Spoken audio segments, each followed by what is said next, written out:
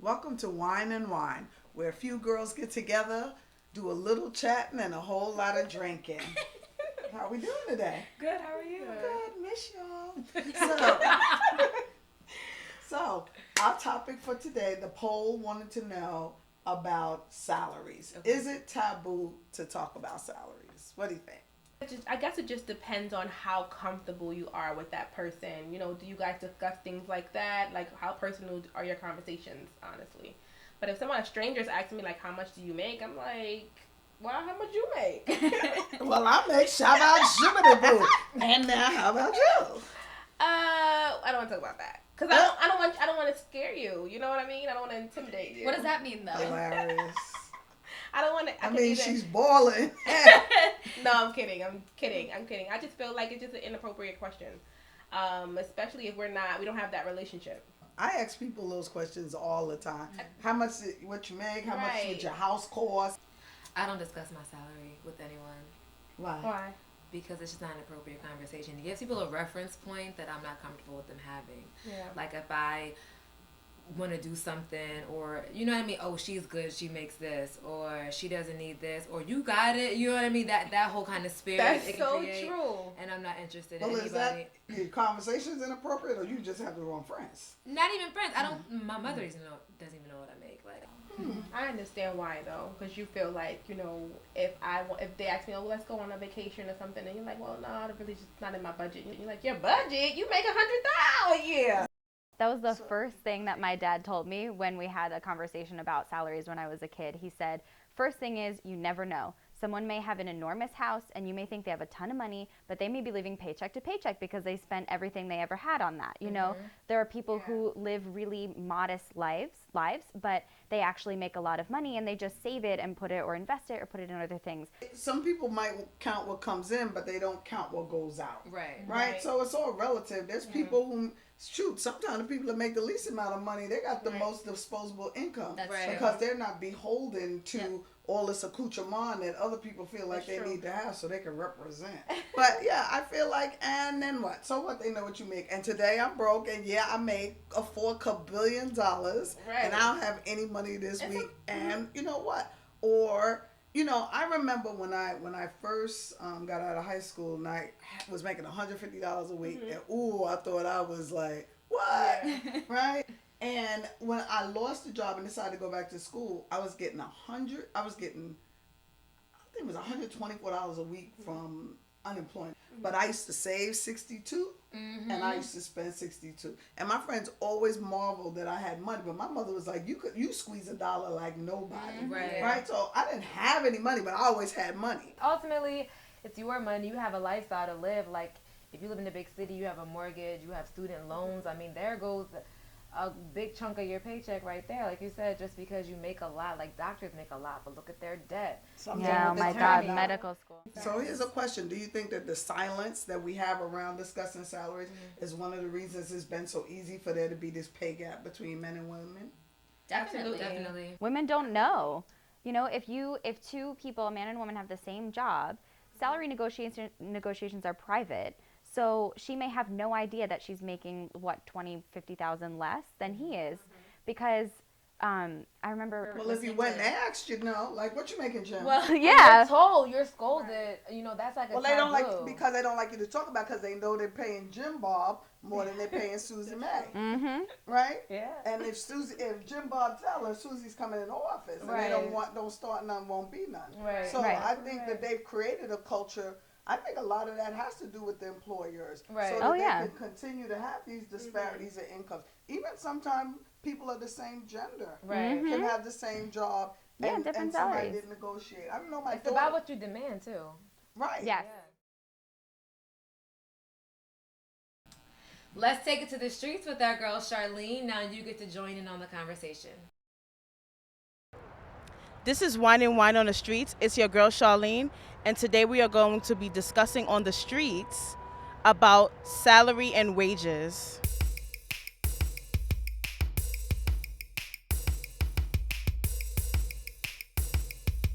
Do you feel comfortable about talking about your salary? Yes, I do. I believe everyone should speak about salary. A lot of people believe that there's a law that prohibits people from speaking about salary, and there's none in effect. How much do you make? Do you feel comfortable talking about your salary? I think it's pretty personal, so I would be comfortable maybe leading into it, but not really giving full details. Do you feel comfortable talking about your salary? Yes. Yes. Do you mind me asking how much do you make? Do you feel comfortable talking about your salary? I feel comfortable now. I didn't before. There was always apprehensiveness because again, you want to be able to feel as though people will understand your self-worth, your worth, as much as you want to commit to something, especially a job. On average, 21% of women make less than men, but more women graduate with their degrees. Why do you think that women are still making less than men? I believe we just still live in a sexist world where a lot of men look at women as inferior creatures and decide, well, since they are less than us, we should pay them less. Everything should be less for them. I believe it's wrong. I believe everyone should be paid equal rights for women and men. I think many women might not have the skills to advocate for themselves and request higher salaries. Because it's very intimidating. I think that there's still a lot of social reform that we need to work through as a country, and so it's pretty sad that that's still a statistic that is still true, that women make less than men. I think probably has to do with the fact that more men are still in power, and they make those decisions about how much people get paid, and it might be a subconscious bias about interpreting the value of women's work. That's all we have for today. When you see me in the street, holla at me. So here's a big part of it. I remember I was watching some news special about Sheryl Sandberg, and she wrote this book, Lean In, and talking about women negotiating for salaries. She talked about when she got offered the job at Facebook, and they offered her an initial salary, and she was ready to take it. And her husband was like, "Are you crazy? A man would never take the first offer. He would fight for more money." And that was sort of baffling to her because that was just not something on her radar. Women are taught to be like, "Oh, thank you so much for giving me a job. I'll take whatever you're going to give me," instead of fighting for more because we're afraid of the consequences of doing that. And those are real. The consequences can be real because you can be seen as being aggressive, as a bitch. The same qualities in a man, in a woman in the business world are seen as aggressive, whereas a man is he's the boss, he's assertive. I was listening to something with I don't know if you know who Eric Thomas is. He's a motivational speaker. E.T. They call him E.T. Thomas. I heard one of those podcasts that he was talking on, and he was basically saying Bob Proctor. You know who Bob Proctor is. He was charging people. E.T. was charging people $15,000 to do to speak at their event, and he's that's Bob Proctor's that's it. You need to ask for $50 and let them work their way down. So you always ask for more and let them negotiate down. Ask for more than you think you're supposed to be getting. So for instance, if you believe that you're supposed to be making $100,000, ask for $150 and let them go down. They may go down to $120, $130. And that's Who more cares? than you would have That's had more before. Exactly. And if they want to give you the job, clearly they see you as an asset. Right. And oftentimes you should be, to me, you should be overqualified at some point for some of the positions you look for. Right. So they can't even turn you down because they know they're getting a prize. Now, do you want Bubba over there? Or you want this? These names. Bubba or the boss? Bubba or the boss? Bubba. Which one do you want? Susie Orman said oftentimes women are always putting themselves on sale. Very true. Much to what you were saying. Let me drink to that. They put themselves on sale, particularly if they work if they're independent or they're entrepreneurs or they're contractors. They're always so worried about what's going to happen, and they'll undercut themselves, and they won't raise it. I worked for myself for 30 years, and I know there were times I was almost apologizing for my prices sometimes. Oh, that's going to be, And I was like, get the hell out of here. Right, because I wrote a book, and I came out with my book, and I was like, how much should I charge for my book? And I'm like, $20. And I looked at the book, Who Moved My Cheese, and the same amount of pages that I have, because I was like, okay, I didn't really write too much in the book, but I wrote enough for you to get my point. And I felt like, okay, maybe I should charge like $5.99. Then I read a book called Who Moved My Cheeks, same amount, same font that I used, and that book is $19.99. I said, oh, $19.99. Do you think that if it was normal to discuss salaries, that women might be on an even playing field with men?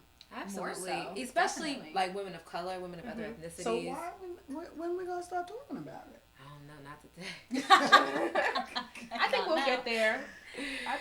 We will. I think it's a lot of people just don't want to know, because like the fact that you might be sitting next to somebody doing the same job and knowing that they make more than you, it could really like eat But your that's soul when you go in alive. the office. Employers may say, oh, a woman, she's probably going to get pregnant. She's gonna go on maternity She's gonna leave. go on I'm gonna maternity lose a leave. worker I'm for gonna lose however a many worker. months. She may not Well, want I to don't have come those back. problems. Yeah, no, but she may not want to come back. that's a real reason why then you women go- don't get jobs or get paid less, because they expect that at some point they're gonna become mothers. No, because Sheryl Sandberg said in her book, basically, in Lean In, she said that she interviewed people. First of all, women, we start discounting ourselves the second we get pregnant. I Not was even just thinking gonna that say it's 9 that, months. too. You have 9 months, but you already are damning yourself as like ruined goods because you're pregnant. And then she even said she interviewed someone and she decided not to take the job, and the last question she asked her was like, are you planning on getting pregnant within the next year? And the girl said yes.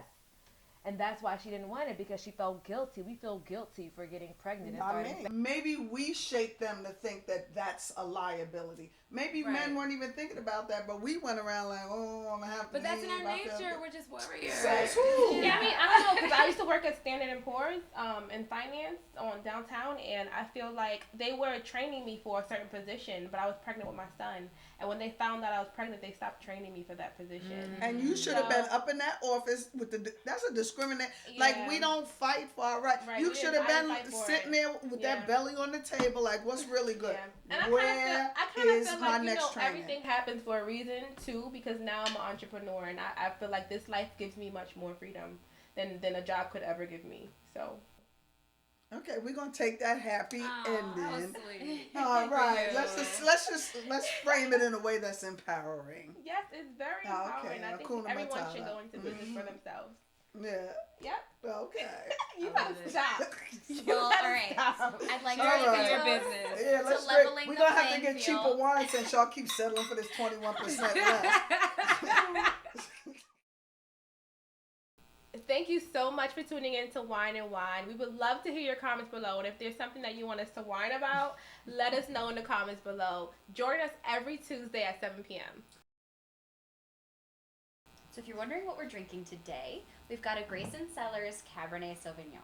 So this is a dry, sort of medium-bodied wine, but it has a really nice richness to it, and it's got some hints of fruit in there as well.